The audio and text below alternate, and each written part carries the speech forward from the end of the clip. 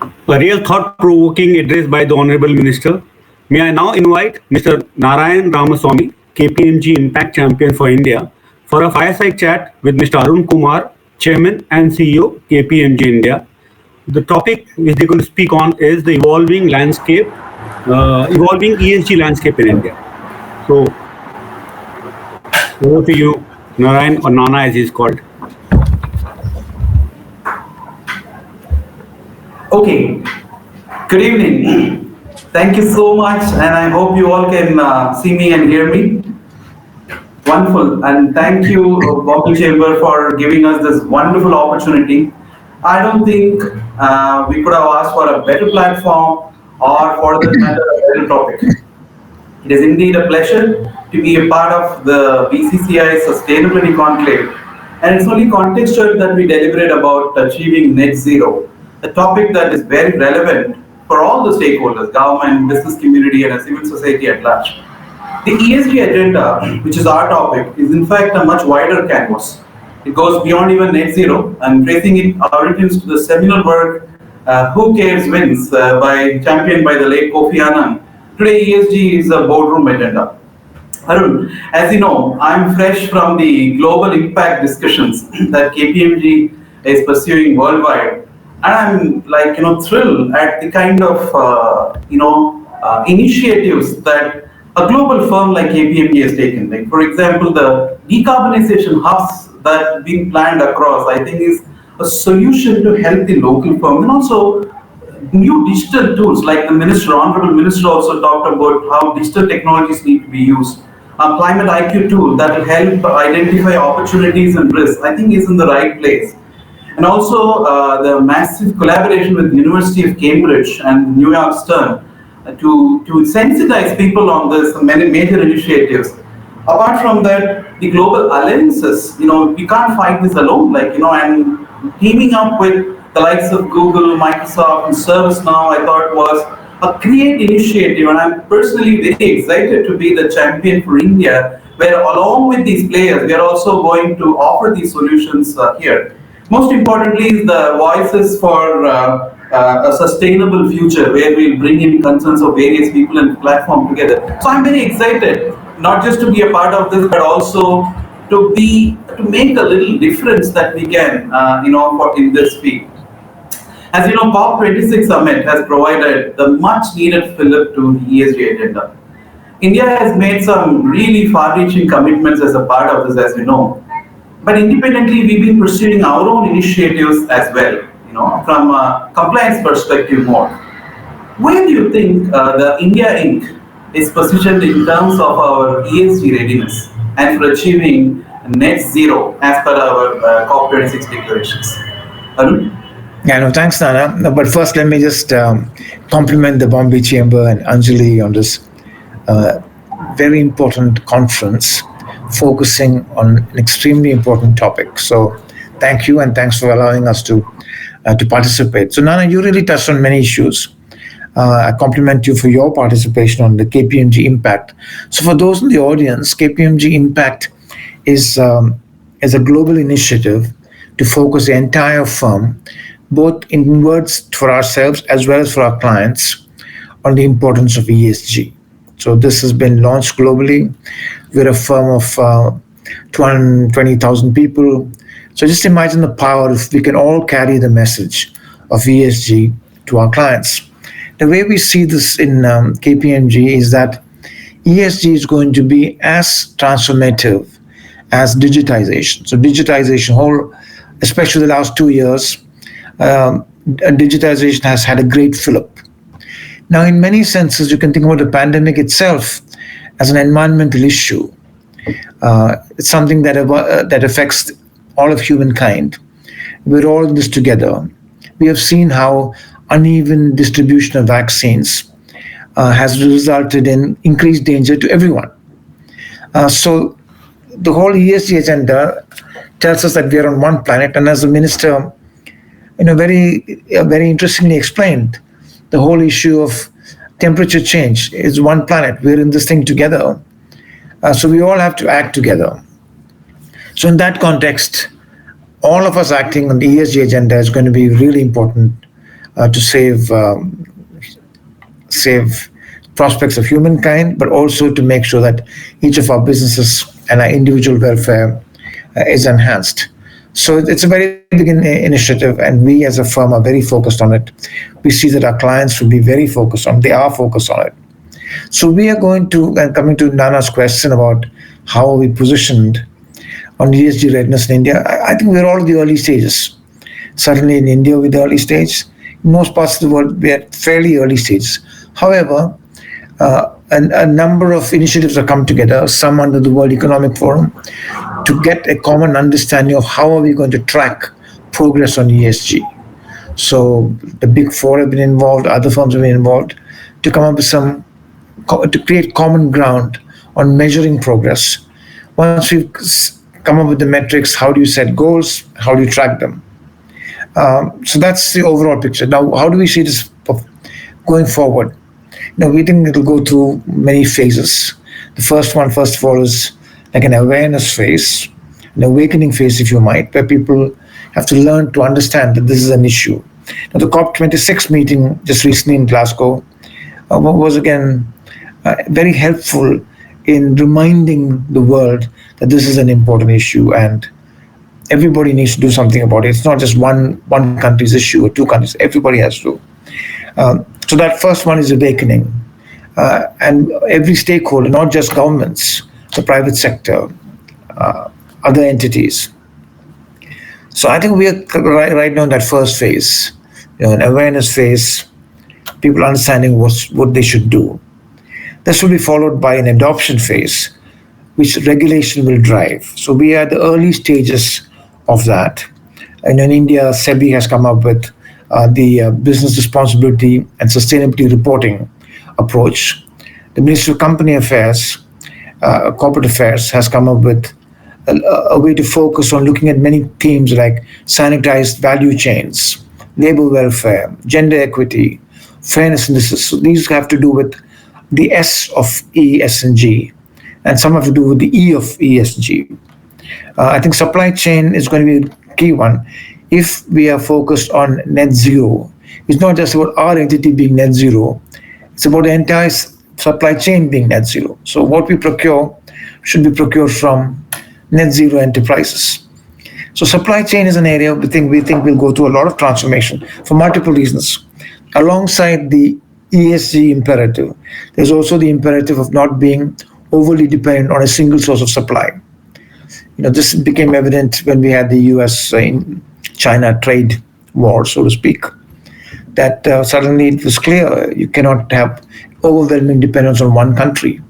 So there are, both ESG and supply chain redundancy are driving a transformation of supply chains around the world. So ESG will be very transformative in that area. So then once we've gone through that adoption phase driven significantly by regulation, but in the supply chain area, but more than regulation, we'll get into some kind of a phase where ESG is part of business reality, where we every time we buy something, we're going to make sure that it's coming from a carbon neutral source and so forth. So it becomes part of the way we do business. And that's where I think we should get to fairly soon, over the next, say, 3 or 4 years. After that, it may be an area of how do we realize more potential out of ESG. Alongside all this, there will be many companies and non-corporate organizations looking at what can they do to contribute to the ESG agenda. There are many, many business opportunities. We're already seeing that in electric vehicles, for example, the big transformation going on. So there will be huge opportunities unlocked by the focus on ESG. And that will there'll be new wealth creation occurring because of that focus on industries that help improve ESG or improve the environment in particular.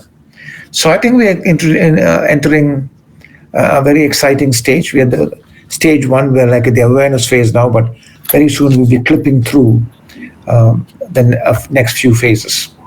Generally, a very exciting area to be in. It's not just an exciting area; it's an important area. As the minister said, It is an imperative. We all have to do something about it.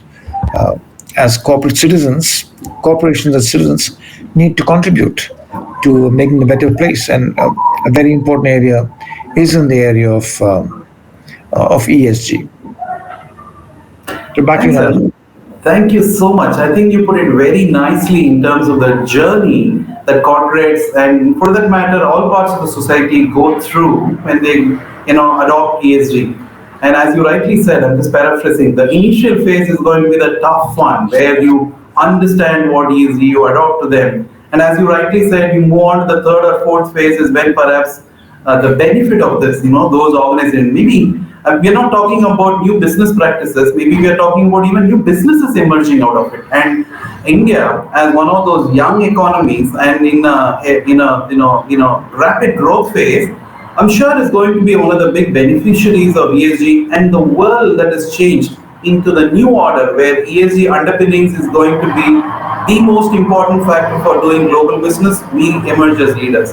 And I'm also glad you kind of took the E part, the S part, and the G part, and the importance of all these three going together. While E has a lot of visibility, it's equally important to have the S and G part, particularly in emerging economies. Fantastic. Thank you so much. But in the immediate term, there is this notion, I'm calling it notion because in my mind also I'm not sure whether it is right, that the journey, particularly towards net zero, is going to slow down the growth agenda. And countries like India, many of the business corporates are a bit worried that would the ESG agenda slow our growth? What are your views? What do you think? Like, is it? The natural reaction of any business or any individual to a new regulation will be, my gosh, this regulation is going to cost us more. And to some extent, initially, there is an increased cost of tracking it and complying with it, etc. But there's another way of looking at it. So take a very simple example. What is the one thing that all of us in businesses can do to help impact the environment in a positive way? One is to reduce the amount of travel, but the amount of emissions created by especially airline travel is huge. Just imagine if all of us travel less, it would be a very tangible contribution. Now that also is going to be a tangible contribution to the bottom line because we're going to spend less money getting on a plane, staying in a hotel, as I'm doing right now. So actually there will be many benefits and those resources can be plowed into growth. So I don't buy this. I don't buy the theory that ESG, new regulations, greater cost, lower growth. No, on the contrary, because ESG essentially is about sustainability, about consuming less resources. If you can meet the same end goals with less resources, is that not a good thing? That's about economic efficiency as well. So I believe that ESG, and this is why ESG is going to be transformative. This is why, like digitization, it's going to be transformative. It's going to really release resources that can be well applied. At the same time, it will help create a better planet. Wonderful, Arun. That's a refreshingly new perspective and it's indeed very encouraging. And I'm sure if we drive the ghosts away, where any new regulation, as you rightly said, is only going to be a burden, but start looking at, the innovation, the frugal spending and other things that gets associated with ESG, less of consumption of some of these valuable resources and more of improving the efficiency for doing that, in some sense is actually going to encourage businesses to be more profitable and also sustain for a longer time, which comes automatically, and hence the valuation and all these firms and other things are only going to increase. Absolutely wonderful the way you put it. ESG, in fact, is going to be a force multiplier, and for emerging economies like India, maybe this is a golden opportunity to become a lot more valuable, and particularly for businesses, it's going to be a great initiative. Fantastic. I mean, as we get into heightened consciousness, and of course, we'll work towards making ESG and net zero compliance as a part of our growth. And in times to come, I'm sure we'll be leader in the ESG space as well. My last question, how do you believe organizations such as Kpmg, those who are in the advisory, audit, and such kind of roles, how can we help, particularly in India, in the evolving ESG landscape, and how do you think we can benefit the corporate world at large? And of course, the government who's trying to make things happen. So multiple ways. One is that as this becomes an issue for every company, both driven by regulation, but also by awareness, by the fact that the changing demography, the millennials, they're all very focused on working in corporations or places that are sensitive to these kinds of issues. We also have trade discussions, like, for example, in the trade arena, the importance of environmental standards is going to be part of high quality trade agreements. Even the importance of labor standards, which comes to the S and the G part, they also are going to be part of um, high quality trade agreements. So today we are seeing various new trade agreements happening. There is the RCEP, there is the CPTPP, the European Union is negotiating multiple trade agreements. All of these will eventually have standards that are essential, that will advance the ESG agenda. So corporations really have no choice but to embrace these and to be ahead of the curve. So a firm like ours, we can advise our clients on what they need to do, uh, what they need to do to comply with regulations, like the SEBI regulations to start with, but other regulations that will come along the way. We can do that. Secondly, we need to set the example. We ourselves are committed to become a net zero organization. So we have to walk the talk. Um, I think we can show how to do that. But I think it's an area that needs expertise, and that's where we come in. Our business is to take expertise to our clients because every client cannot afford to build expertise in every area. And this is an area where we can pull together our expertise from multiple disciplines, whether it's accounting and auditing and measuring, or operational issues like supply chain management, or people management, or digitization. All these things we can bring together to help companies advance along the ESG agenda. So there's a lot we can do, and then a lot we're already doing, and that's what we're proud. We're already doing a lot of this. Thank you so much, Arun. Thanks so much. And you also touched upon what KPMG is doing both as business and as the citizenship initiatives where we are racing towards net zero, perhaps faster than what others are, and rightly so because charity begins at home and we need to prove that we ourselves are compliant and doing this. And thank you so much for sharing your thoughts. Ladies and gentlemen, Arun is perhaps the most appropriate person to do this. He started his career in corporate India, then moved on to corporate US, was with the government, been with consulting. So he's seen all sides. So Arun, thank you so much for your Thanks, Alan. rounded perspectives. And also thanks for giving that very optimistic and almost on a note that says that this is going to be a fillip to growth rather than the other way that many people are making out. This is very interesting and very useful. Thank you so much for your time. Thanks, Anna. Thanks for the conversation.